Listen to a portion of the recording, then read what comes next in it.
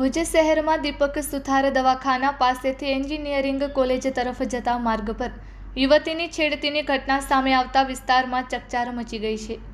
પ્રાથમિક મળતી માહિતી મુજબ 3 યુવકો દ્વારા યુવતીનો વિડીયો ઉતારવાની કોશિશ સાથે અભદ્ર ઇશારા કરી છેડતી કરવામાં આવી હોવાના આક્ષેપો થયા હતા।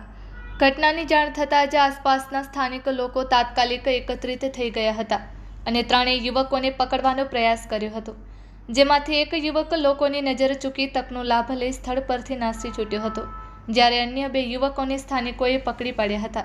રોષે ભરાયેલા લોકોએ બંને યુવકોને મેથી પાક ચખાવ્યો હોવાનું પણ જાણવા મળી રહ્યું છે। પરિસ્થિતિ વધુ બગડે નહીં અને કોઈ અનિચ્છનીય ઘટના ન બને તે માટે તાત્કાલિક પોલીસને જાણ કરવામાં આવી હતી।